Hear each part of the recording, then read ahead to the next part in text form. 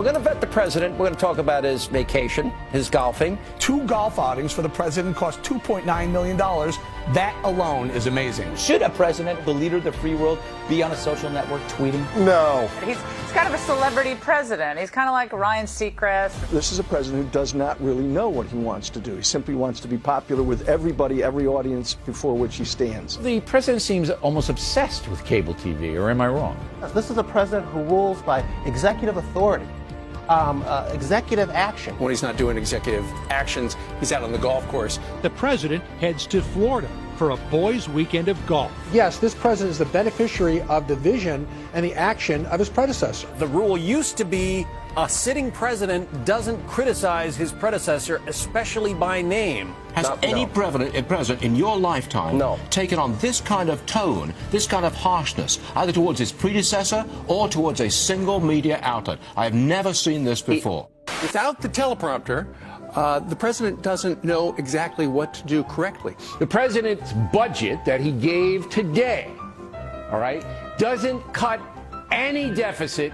It increases the debt. For the man who said we have to get our deficit under control, he's not doing it. It's like golf, Mr. President. You play a lot of that. He's certainly not acting like the most transparent president in history, is he, Juan?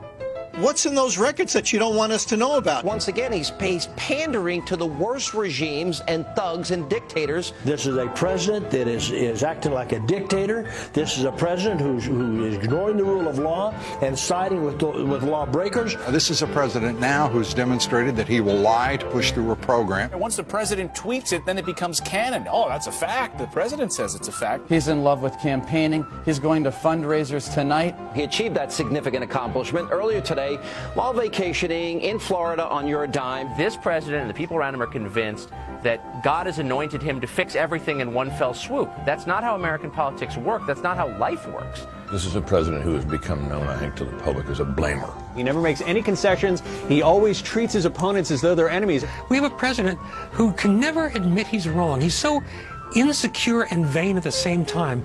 He doesn't realize that the president has that power to set a tone and other people follow it. What he's really trying to do is to divide the country and to get his people to turn out to vote. He simply doesn't like being mocked. Maybe he's a little thin-skinned. I've been saying, Mr. President, put your pants on. Sit at the table, man up. Skip the trash talk. It only diminishes the office of the president. If you want to work with somebody, you don't call them names. This is a very quick and easy, cheap way to score political points, but it's a terrible, corrosive way for a president of the United States to govern a country. Why don't you talk in an aspirational way to people and be more positive and more uplifting? Mr. President, you need to stop acting like a schoolyard bully and start acting like the leader of the free world. Mr. President, everyone is laughing at us. You're like a schoolyard bully. No one's afraid of you. Putin sure as hell isn't. With all due respect, Mr. President, maybe it is time you stop looking at a TV tuned to Fox and looked in a mirror tuned to, I don't know, you. Thank you very much. And thank you, Mr. President, for watching tonight. Now, the glaring double standard that exists here is nothing short of incredible.